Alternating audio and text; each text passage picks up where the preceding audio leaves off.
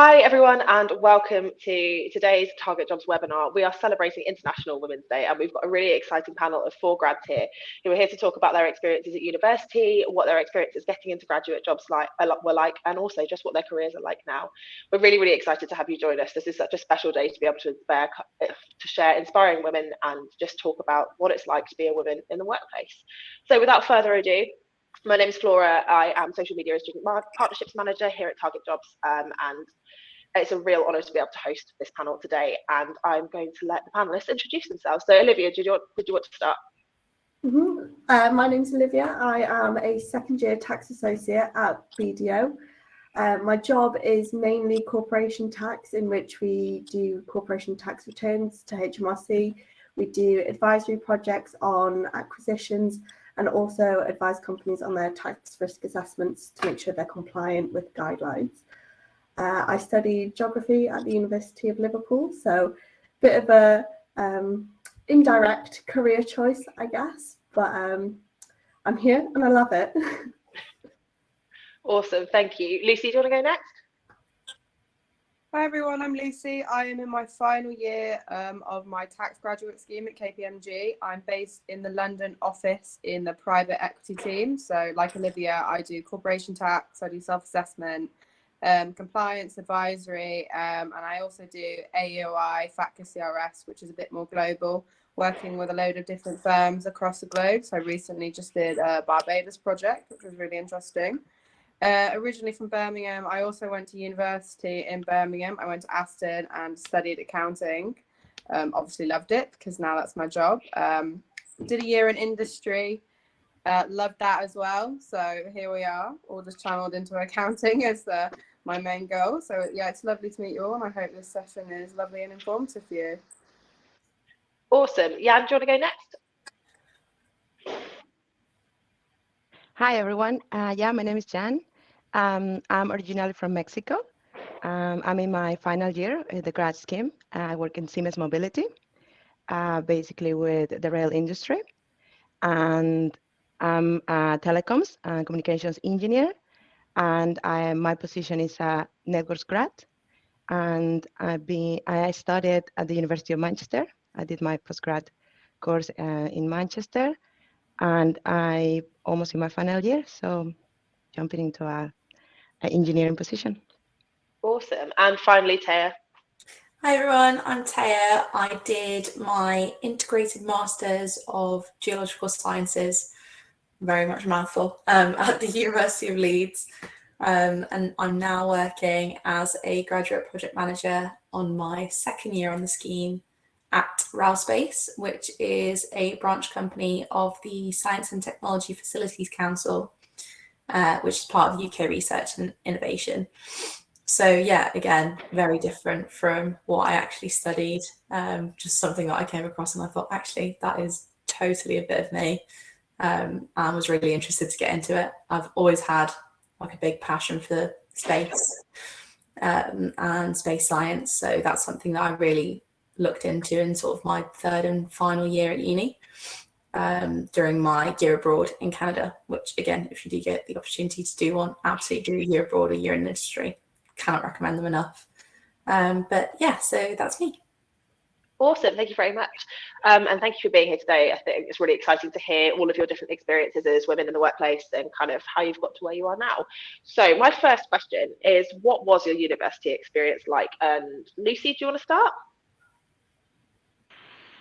Yeah, so overall, I have to say my uni experience was positive. It didn't get off to the greatest start. Aston wasn't my first choice. And that did kind of hit my confidence a little bit when I didn't get into the university I wanted to get into.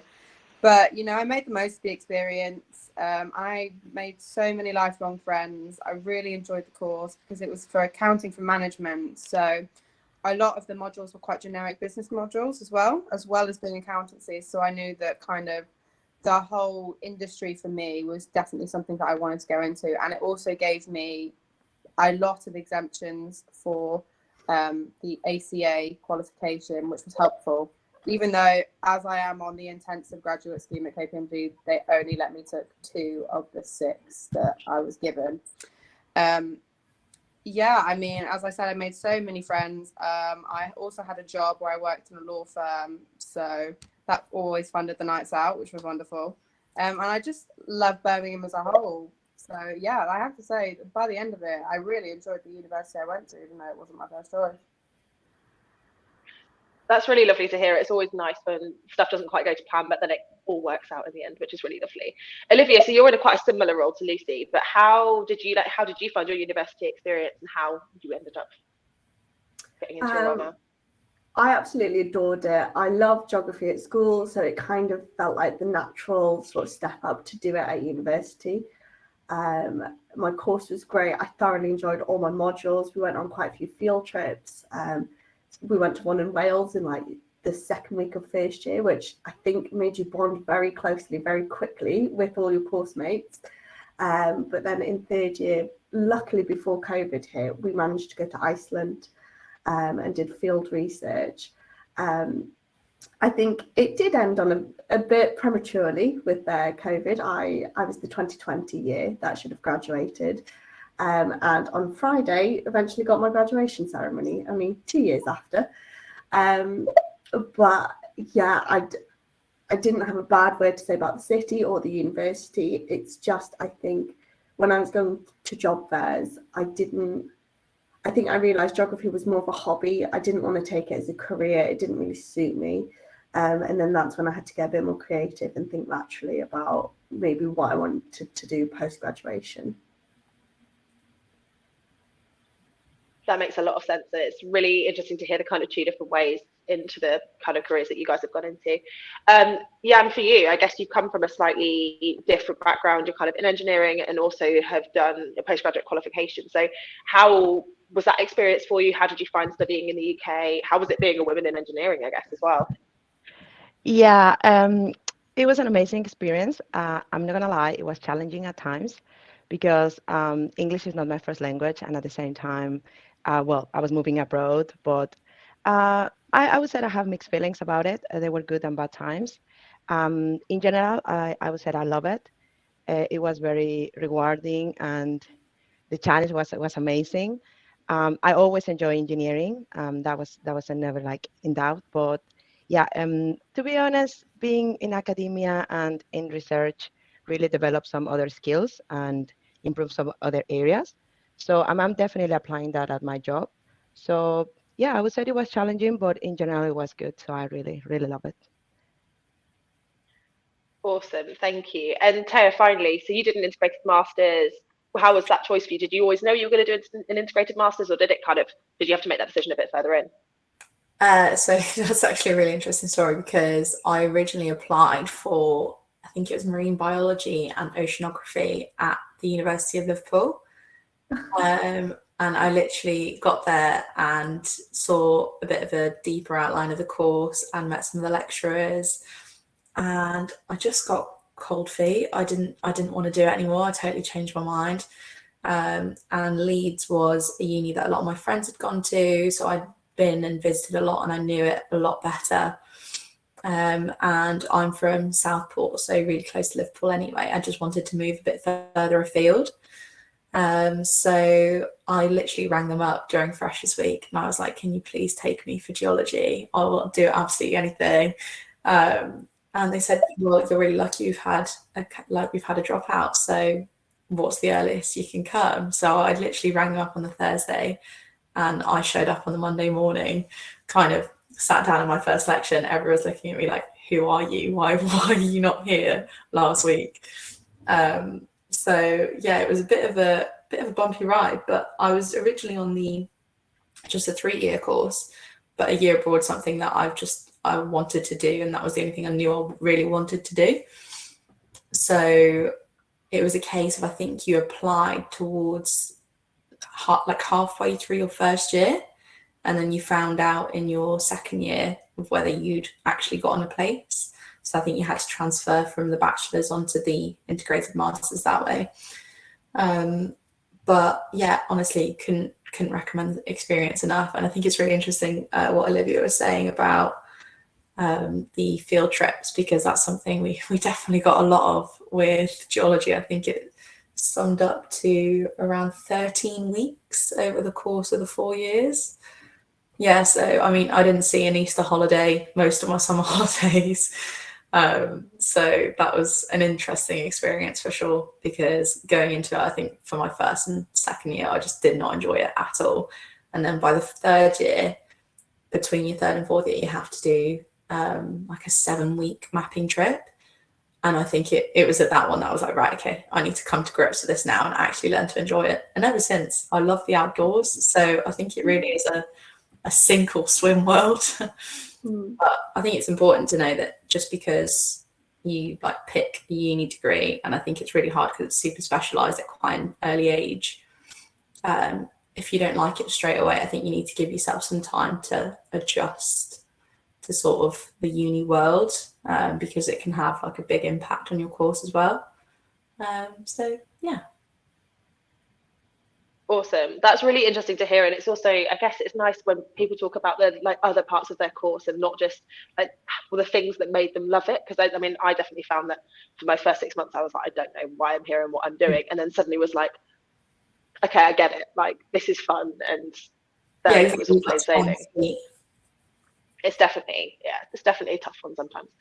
Awesome. So we're going to move on a little bit into kind of talking about how you got into your career, but in particular also the kind of decisions that you made in terms of choosing what companies to go for and what kind of are those driving factors.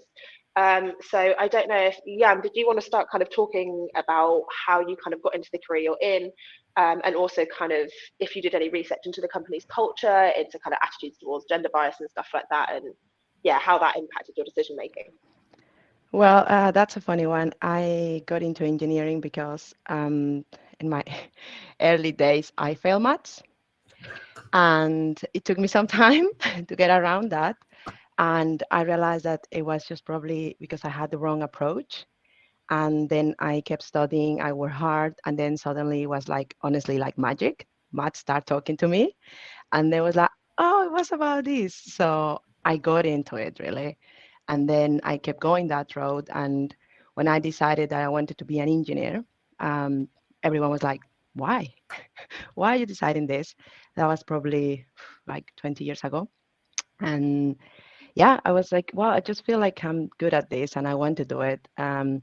It was hard sometimes because obviously in my culture, and it's not the common thing, but I went to some kind of technical college and then university, and this is why I decided like I'm good at this. I can understand, and it clicked in my mind. And I'm not gonna lie, it was hard sometimes, but yeah, that's how I decided. And also I learned that it doesn't have to be all the times easy. It's just if you really want it and you are committed to that, just keep trying, and somehow it's gonna work out, you know. So that's how I decided to be an engineer, because I failed maths.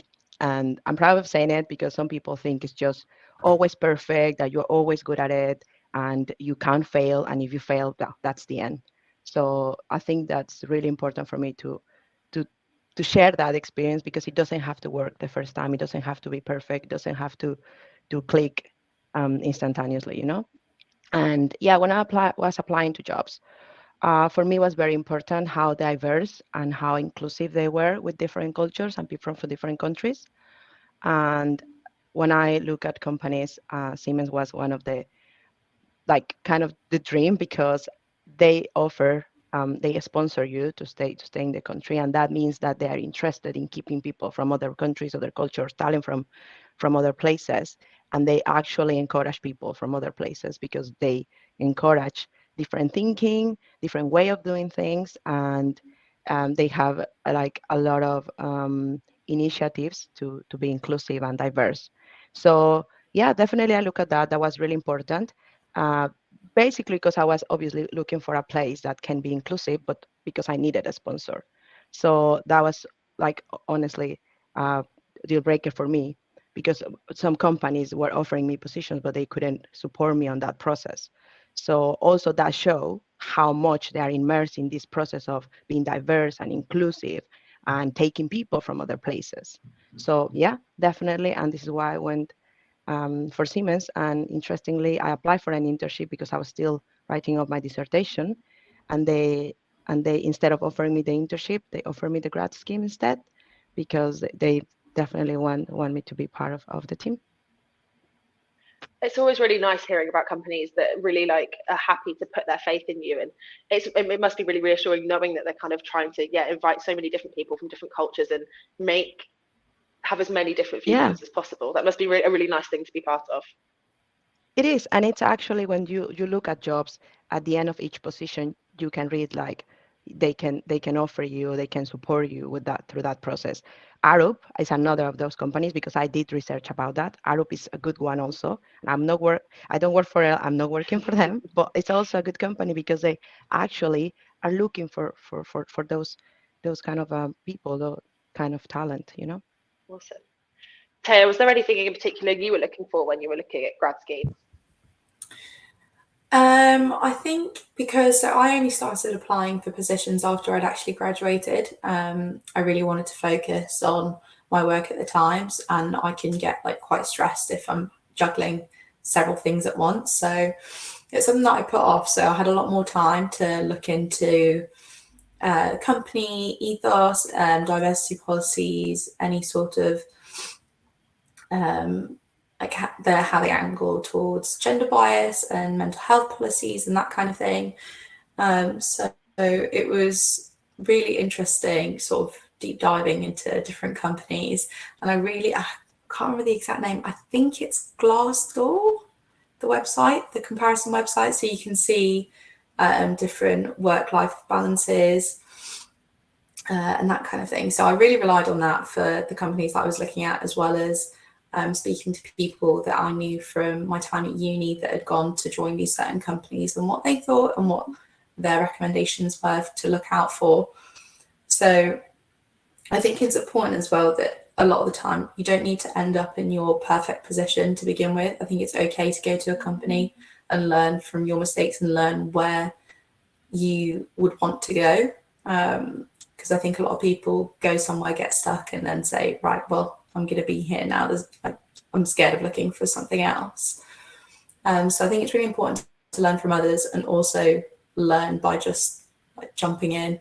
And I think it is important to do your research, but it's also just important to learn as you're going along, because there's so many things that can be really overwhelming from the start. And yeah, other than that, I mean, I just really lucked out with my company when it came to all those kinds of policies, because it's such a large workforce. And I think they really focus on diversity and inclusion. And it's so evident in sort of like webinar series that they host and sort of monthly series of showing you exactly how they're going through their continuous improvement and all that kind of thing. So, yeah. Awesome. That sounds really reassuring, and I guess it must have been nice to be able to do like a deep dive and really kind of like get into the nitty-gritty of what a company's like and what your experience might be like with them. It sounds like a nice way forward if you're not going kind of diving straight into applying for grad jobs. So Olivia and Lucy, you're kind of in similar companies and similar roles. Olivia, it'd be really interesting to hear kind of how you chose BDO and what kind of struck you about BDO, and then likewise Lucy for you with KPMG. So I went to a careers fair that was sort of aimed at the finance industry and went round and talked to everyone. BDO was there, the Big Four were there, and so were a couple of smaller firms. And I think that for me made me realise that I need to research the culture of a big firm compared to a small firm and see which one I'd be more aligned with. Because I did apply to a couple of places where I would have been the only graduate in our intake. At BDR, I'm one of 6 within our team, and I think that sort of level of support was invaluable for me. I don't think I would have liked to have gone through it by myself.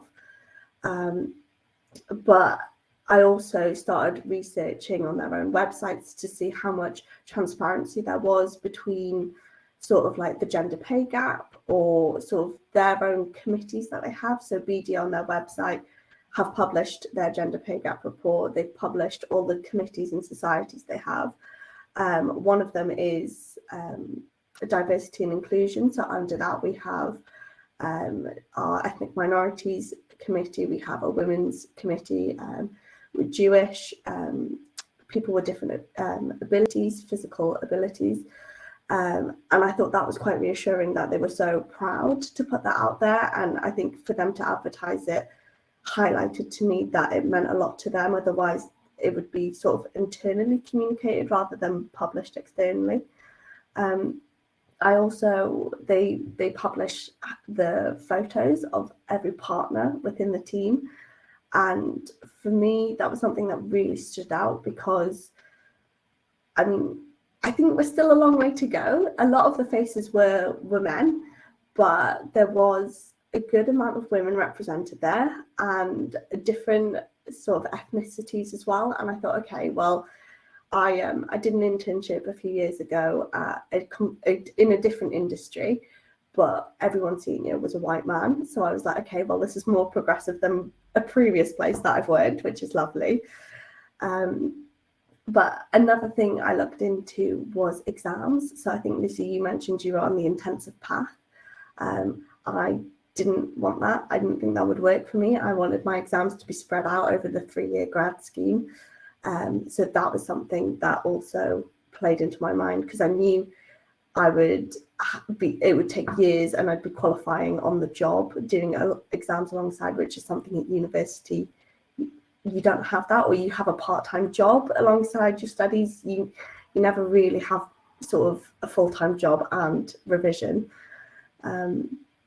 So that was key to me. And I think in hindsight, what I wish I'd done is reached out to people in the different companies I was looking at on LinkedIn and just asking for their advice, how they find things. Because now as a graduate in BDO, I've had people reach out to me on LinkedIn and ask for my opinions.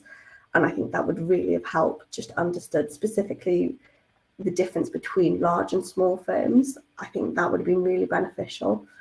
So yeah. Awesome. And I guess on the other side, yeah, Lucy, what was your experience like? Did you, the similarities between Olivia's experience, or was yours quite different? Well, as I studied accountancy, I suppose every accounting student who wants to work in accounting applies to the Big Four. And I applied for KPMG on a whim. I did a 2-month tax internship in Japan, and they opened the grad scheme. So I just applied. I never ever thought I would get it. I never thought I was good enough. And I somehow got through every stage. And I don't know why I never had the confidence in myself, because I definitely could have done it. I never applied for my placement because I didn't think I was good enough, and I should never have had that mentality. But I went to my Launchpad event, which is kind of like the final assessment centre where they have all the interviews, the group tasks, and the day was horrendous. Like, it is hard, it's grueling, but it's a character building day, I would say. And they let you know within 48 hours whether you got it or not. And it literally was the last couple of hours and I hadn't had an email, and I was like, I haven't got it. Kind of prepared myself, and I was actually stood outside KPMG Birmingham when I got the email to say I got it, and I cried. I will admit, I was so happy with myself. And to prepare for that interview, I definitely did research the culture, because it is such a big firm. They are held accountable. Everyone's seen KPMG in the news. We are being held accountable for absolutely everything. They are extremely transparent. Like Olivia, there are literally committees for everything. Every minority has a group. They put events on. I have watched events on Teams for the Islamic committee, and they're very eye-opening. They get external speakers in and everything.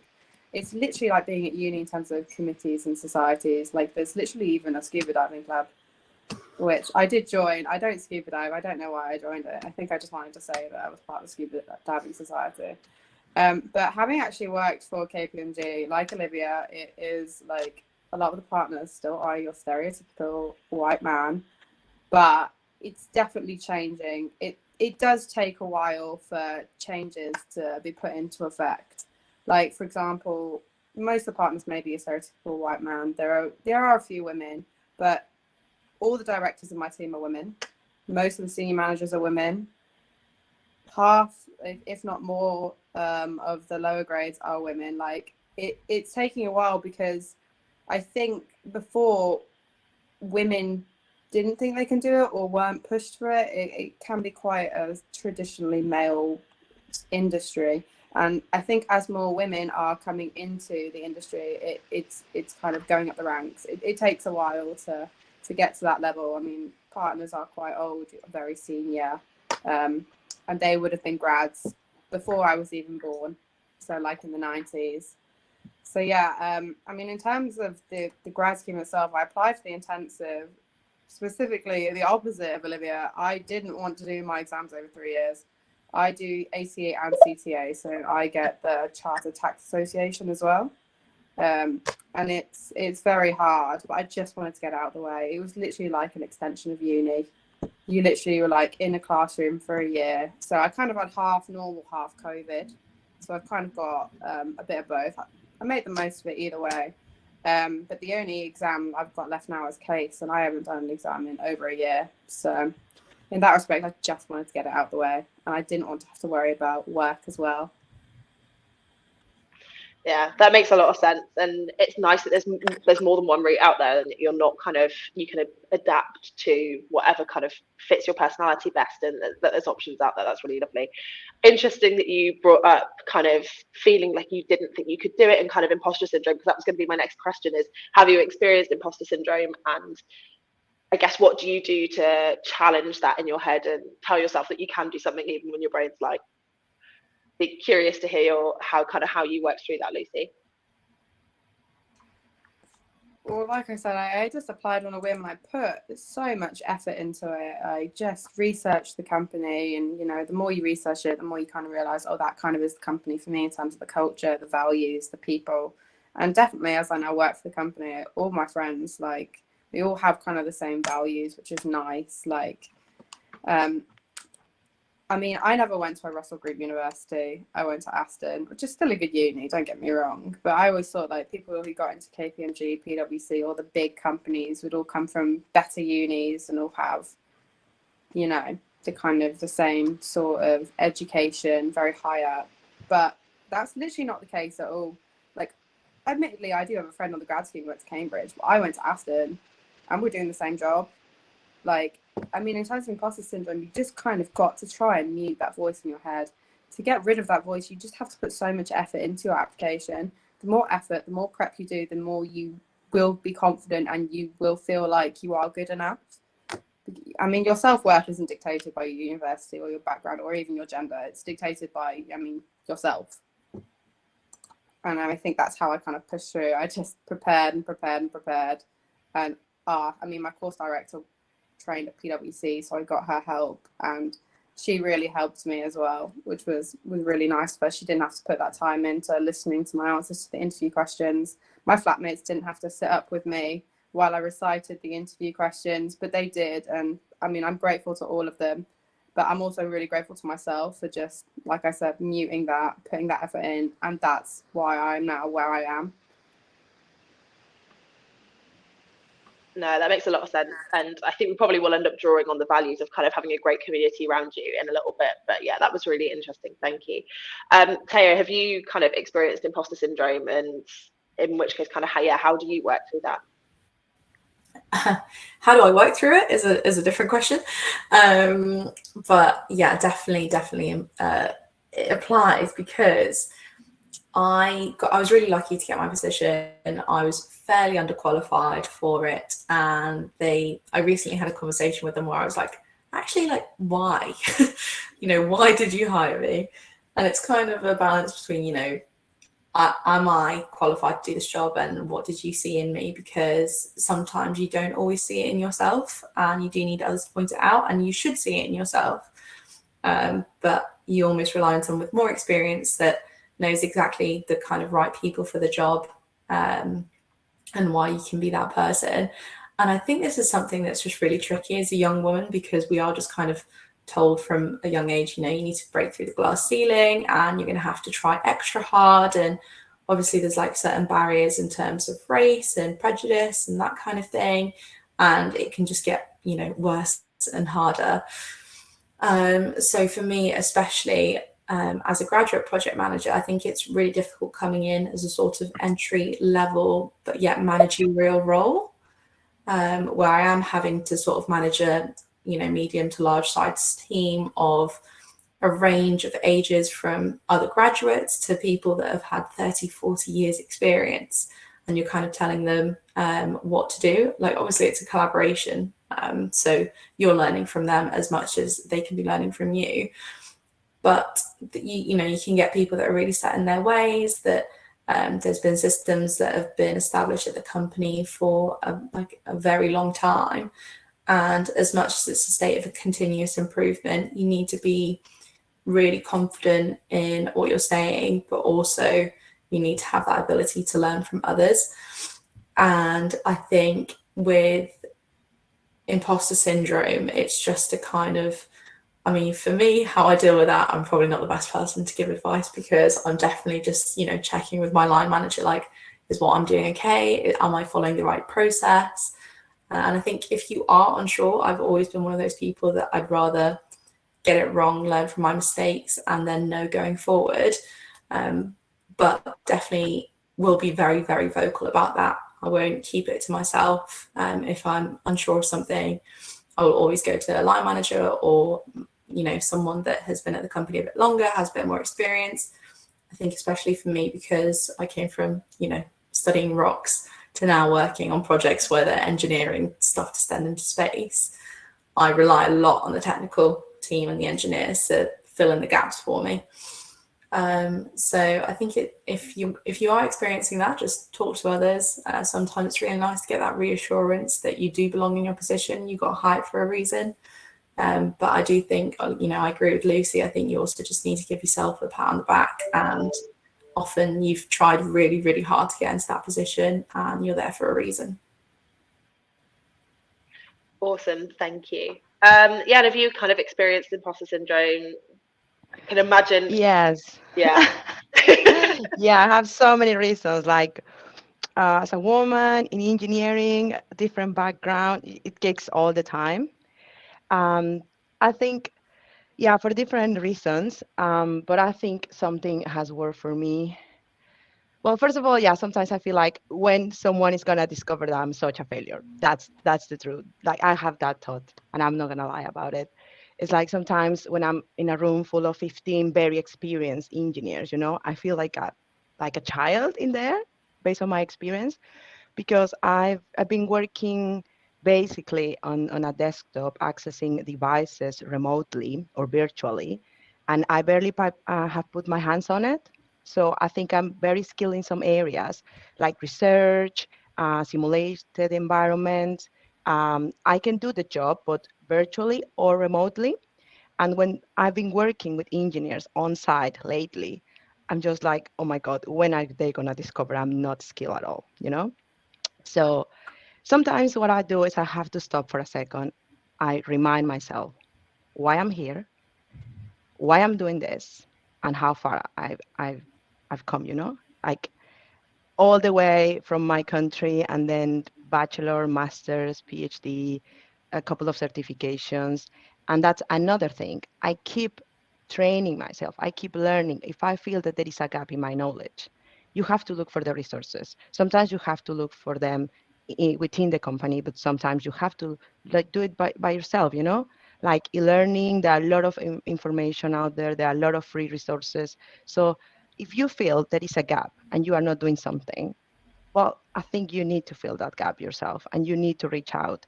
Sometimes the resources can be within the company again, but sometimes you have to find them yourself. And that has worked for me. I think now I feel more confident. And also it's good to be honest about it and say, you know what, I'm not very experienced on that, but if you teach me or you give me the right training, I'm happy to learn. So it's amazing when you feel brave and like, okay, I'm gonna try. But sometimes, for example, in my case, because I'm working with critical services, sometimes you cannot take the chance. You cannot just like, yeah, I'll do it. You have to be honest sometimes and say, you know what, I'm not prepared, I'm not ready, because we're working with electricity, devices that can be on site, and trains. So sometimes you have to learn when to make the right decision and say, you know what, this is a control environment, and they're giving me the chance to try. I can try. That's fine. It's okay if I fail or if I make a mistake.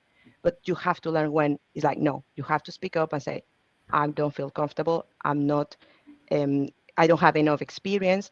I'm capable, because that's a different thing. I'm more than capable. And if you teach me, I can learn. And I'm willing to learn. But also it's okay to say, I've never done this before and I need some support. And to be honest, in Siemens and as a grad, I've had all the right support. And I think I'm lucky because I have the chance to be surrounded by people that sometimes they believe more than I do. Like, come on, John, just book the exam, or come on, John, just do it, or take some days off, do the study, and just go for it. And that's good, because sometimes we need that. We need to hear from others around us that they are working with us, just as a nice reminder that you had it in you, you know. So yeah, I think it's something I've been working on. And again, it's okay. It's okay to feel like, well, I can't do it, or I feel like a failure because I can't do this specific part. But just I keep telling myself how far I've come, and then like everything I've been through, and I survived, and I'm here and I'm still doing it. And I'm here because I'm more than capable of doing it. So I keep telling that myself when that those thoughts kick in my head. That makes a lot of sense, and it's really interesting hearing your experience of, I guess, kind of coming through a fairly male dominated industry as well, and how you kind of combat that and reassure yourself that you're in the right place and you can do what you're doing, which is, yeah, it's really great to hear. Olivia, is there anything you'd like to add? Yeah, so interestingly, I don't think I have ever felt strong feelings of imposter syndrome. I worked incredibly hard throughout school to get A levels into the uni I wanted. I worked incredibly hard at uni to get the degree that I wanted. So when I started applying for jobs on the grad scheme and the offers came in, I was like, yeah, well, this is what I get. I worked hard to get here, you know. So I never felt like I didn't deserve it, because I always threw myself into it and I always gave it everything I had. So by that definition, I've never suffered from imposter syndrome.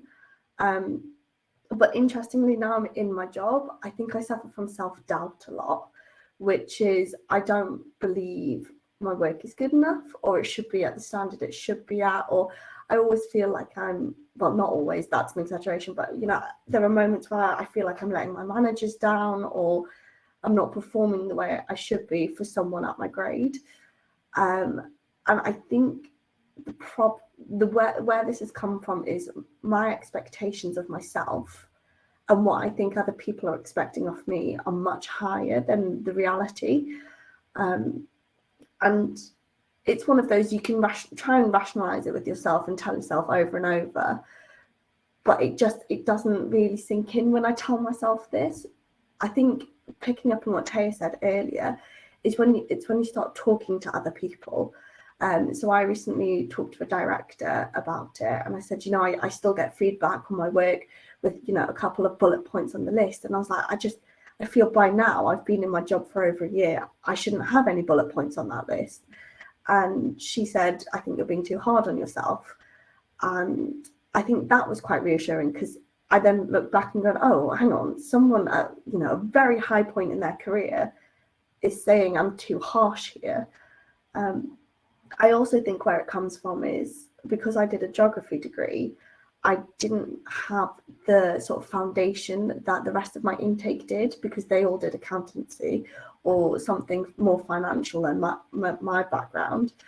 But again, talking to them, or even going through pieces of work together and working alongside them, you actually go, oh no, we do know just as much as each other, because BDO have hired us all because we've shown we can work to a certain level, but none of our degrees are actually helpful for when you go through the exams. I know Lucy said she got a couple of exemptions, and I think that does help, but the sort of accountancy exams are standalone on this. It's more, does your personality suit them, your way of thinking suit them, rather than does your degree complement the qualification. So I think in terms of self-doubt and self-belief, talking to people in your intake or who are on the same grade as you, or even talking and having those honest conversations with people more senior with you, I find that more beneficial than me trying to talk myself down from it. That makes a lot of sense, and it's really interesting to hear kind of a slightly different perspective on imposter syndrome and self-doubt, because I think we all experience it differently, but I think maybe the common theme is that we all hold ourselves to high standards, and I think when you're a woman and you're succeeding in what you do hold yourself to high standards. Kind of that's how you get to where you are, is by holding yourself to high standards. And sometimes it's important to remember that not everybody else is going to hold you to the same standards you hold yourself to, and sometimes it's okay to look for that feedback, and people say, no, you're fine, like it is okay. But no, so also thank you everybody for being so open. I know it can sometimes be quite a challenging topic to talk about, and you have to do a bit of soul searching sometimes. So I really appreciate your openness. So thank you. The next thing I wanted to bring up, and I'm kind of going to leave this open to the room rather than picking on you individually, is have you kind of ever had any mentors? And if so, kind of what's the best piece of advice they've given you? And we'll keep this one kind of snappy, and then we can pick up 2 questions in about 5 minutes time. If anybody wants to go first, just go for it. Yeah, I can go. I wouldn't say I've had any particular mentors, but I have had role models. So, I mean, my mum is my biggest role model. I know that sounds so cheesy, but so she had me when she was really young. So we had like a really close relationship. And then the year that I decided to go to uni, she decided she wanted to go to uni as well. Biggest case of fear of missing out ever. But so I think it's just really important that everyone's on their own path, and you don't have to follow the exact timeline that everyone else is following. Basically virtually all of my friends, like my course friends, were applying for jobs during uni, had done like their year in industry and knew exactly what they were doing afterwards. And I had no idea until a year after graduating. So I think it is just really important to follow your own path and not be strayed too much by what people are doing around you. So I think tunnel vision at times can be really good, because I'm someone that does tend to get distracted by other people. So yeah, just follow your own path, make your own path, and all you can do is really try your best from there. Awesome, thank you. Does anybody want to go next? Yeah, I can go. Yeah, I have like quite a lot of mentors through my career. One at uni that he was actually the one who encouraged me to go for a master's degree, because I thought, no, I'm just gonna finish university and I don't want to be in academia anymore.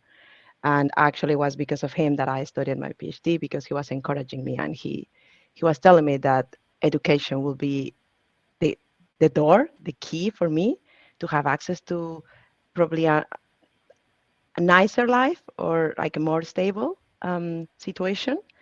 I think he talked to me at the right time, and obviously he showed me the doors.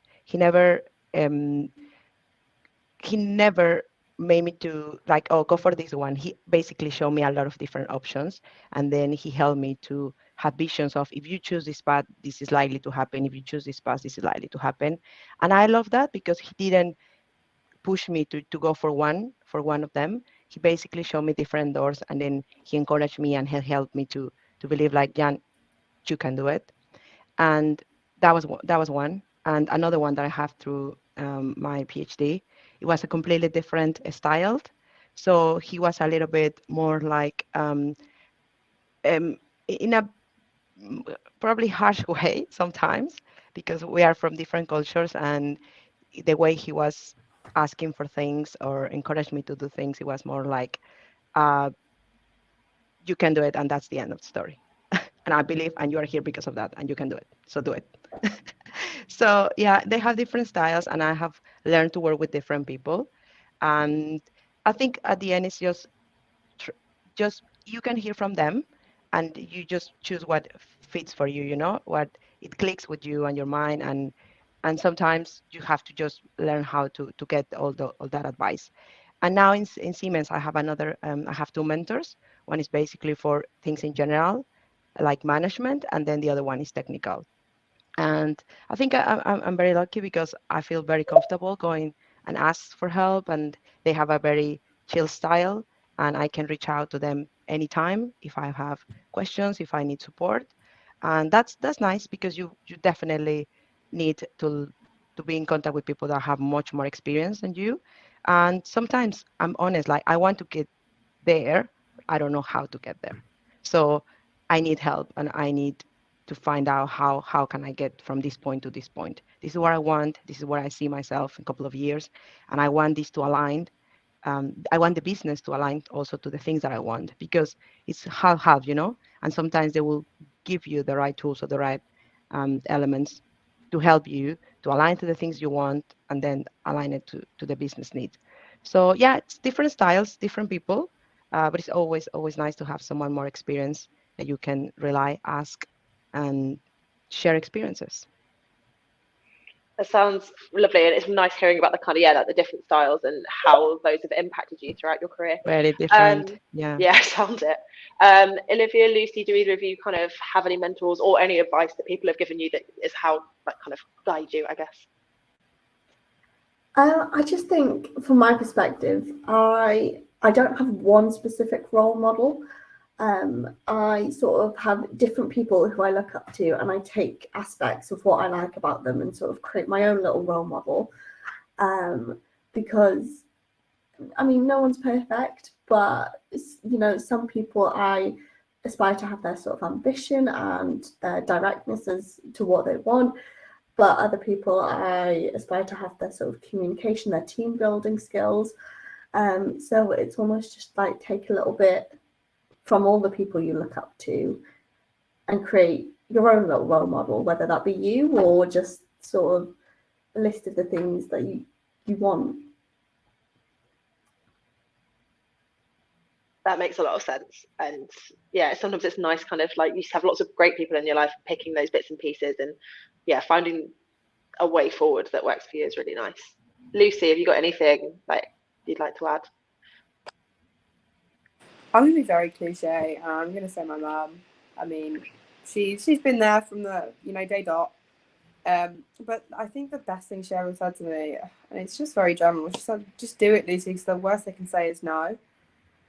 I mean, it's true if I didn't get the job at KPMG, because they would have said no. I mean, and then you just kind of go down a different path. And I've just that's always kind of pushed me to make decisions, because if I'm a bit scared or anything, the worst they can say is no. I'm with you on that. It's definitely it's a mindset kind of thing. Like when you get into that, like, wow, what's the worst that could happen kind of mindset. And once you've thought things through, once you've kind of done all of the things that could genuinely go quite badly wrong, you're right. Like, what's the worst thing anybody could say is this isn't the right opportunity for you, or we're not the right match. And yeah, I know exactly what you mean. Awesome. Yes. So we're going to move on into the questions. If any of you guys watching have any questions, please either pop them in the chat or the questions box. We'd love to hear your questions and answer them. So yeah, let's start with Jade. And this is a question for Jan. So as someone who works internationally and has kind of experienced life in different countries, do you feel that sexism differs in the different countries that you've lived and kind of worked in? Yeah, definitely. Sadly, I have to say that it's been easier for me here. People are less judgmental, and they don't just look at me like, oh, it doesn't matter if I'm a woman or a guy, I'm just the engineer, and that's all. So I think I would say it's slightly better in here. People don't have that idea of the classic engineer, wearing boots and just like these classic stereotypes. So I think, yeah, the environment in here is slightly easier or more supportive than in my hometown. So the short answer is yes. No, it's kind of, I guess it's sad to hear that your experience at home isn't what you'd want it to be, but I guess reassuring that you found the UK more supportive. Yeah, it is true. Definitely. And in Siemens, it's just nice. No one has to say anything because I'm a girl. I'm just a human being, an engineer, and in that environment, in the work environment, so it doesn't matter. And so yeah, it's being much more supportive in the UK than in Mexico. That's good to hear. Awesome. Cool. There's a question for me which I wasn't expecting, but I'm more than happy to answer. So Bryony's brought up that I work in digital marketing, which is generally pretty female dominated, and whether I ever feel like I have to justify my role.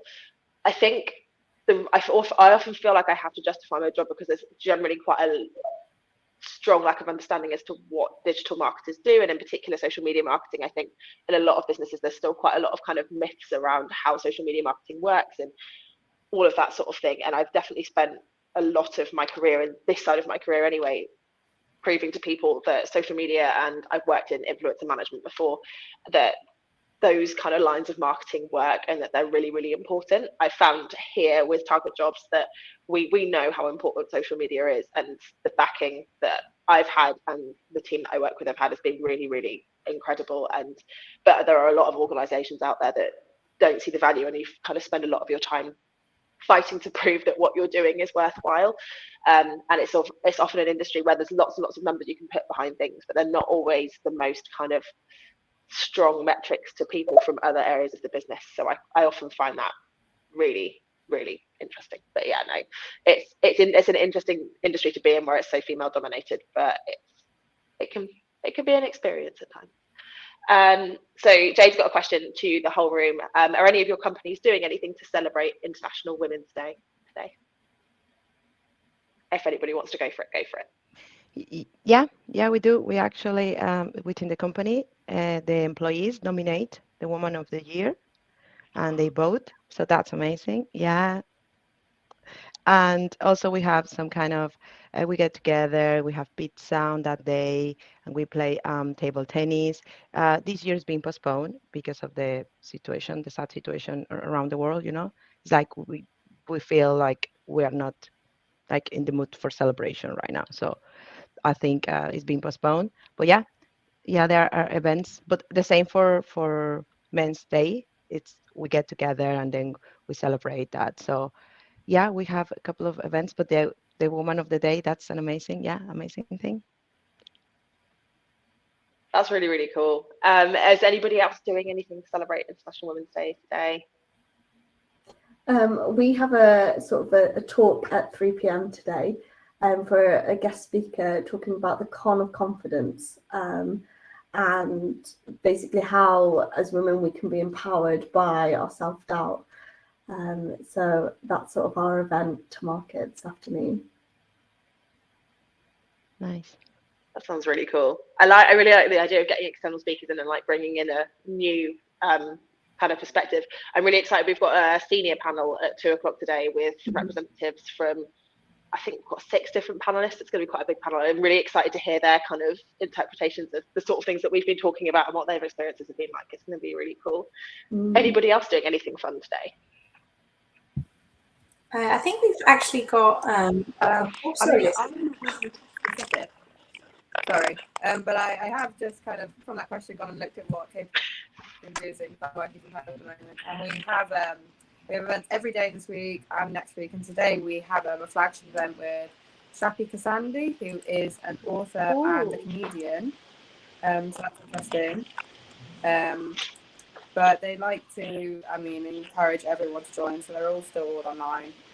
We also have delayed Pancake Day as well at work, which I unfortunately have not gone in for due to the tube strike. So it's all for a good cause. What a joint celebration. Pancake Day and International Women's Day on the same day. Yeah, sorry, Taya, where were you going with that one? No, so we've actually, so RAL is sort of a cluster of different businesses across STFC. So for today, we've got, I think, I don't want to say the speakers' names wrong, but we've got 3 different speakers, and they're presenting a Harwell Women in Tech and Confidence in the Workplace, Knowing Your Worth is the actual title of the talk. I think it's actually in person, but usually with talks like this, I think, especially over the last year or so, they've been so good at making sure that everything is online and recorded and can be referred back to. So yeah, I'm excited to tune into that one. That sounds like a lot of fun. Awesome. Fab. So Ella has asked, been really interesting hearing the start of your journeys. Where do you see yourselves kind of progressing within or outside of your grad scheme? Anybody ready to go, or should I just pick on somebody? Yeah, I can go. Go for it, Olivia. So yeah, I think it's quite strange actually, because when I thought, okay, I'm getting into a grad scheme, I thought, right, I'll be here for 2 years and then I'll go off and do something else. But actually, since getting here, I really like the place. And I think that scared me more than anything, because, you know, I really want to travel and I really want to see the world. And that's something that I actually talked about during my interview. I said, you know, I'd love to do a year or two in Australia.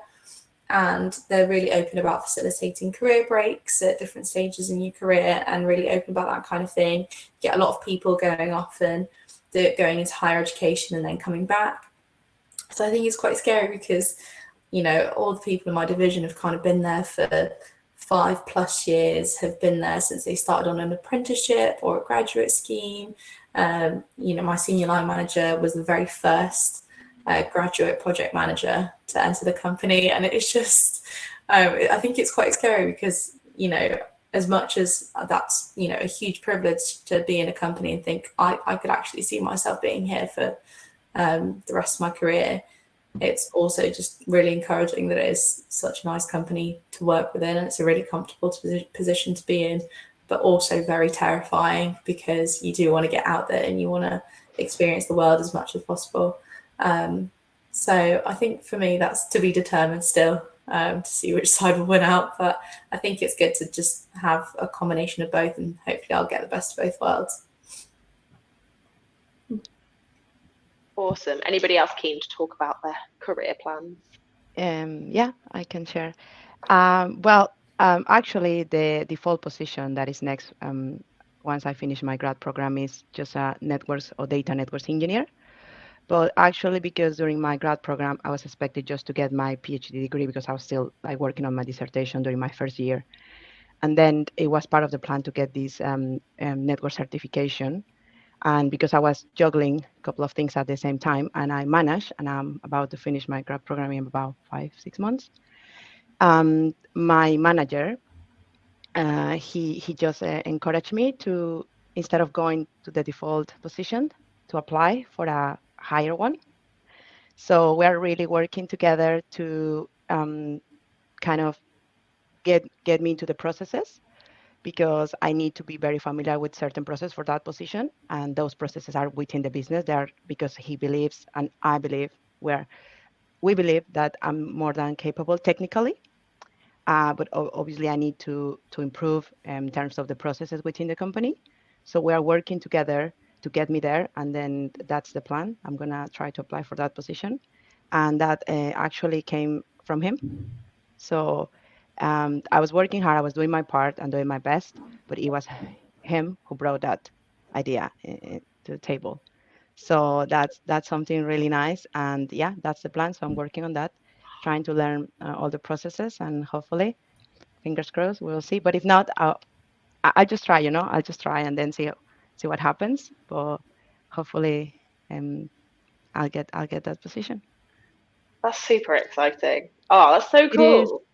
It is. So cool. It's so nice when you have the right people around, Yeah, definitely.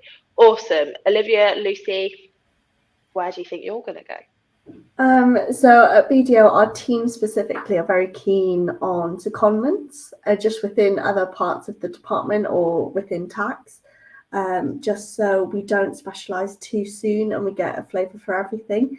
And they give us the opportunity. You don't have to go on them, but they're very keen that if you do want to explore other areas of the business, that they're not going to just restrict you to what you applied for. So I'm thinking about one of those once I qualify. And there was a guy in our team who left last week to go on to comment in Canada. And my manager actually was originally on to comment from Chicago to the London office. And she just kept extending it for about 5 years. And then they were like, Beth, we can't extend it anymore. And she was like, okay, well, if you'll have me permanently, I'll join the London office permanently. So I think that's also an option that could be on the horizon once I get a bit more established within the tax world. But a bit like Tay said, I applied to BDO not naively, I did the research, but it could, you know, it equally could have been a different firm. But I love it. I love the people. The work is good. The work-life balance is even better.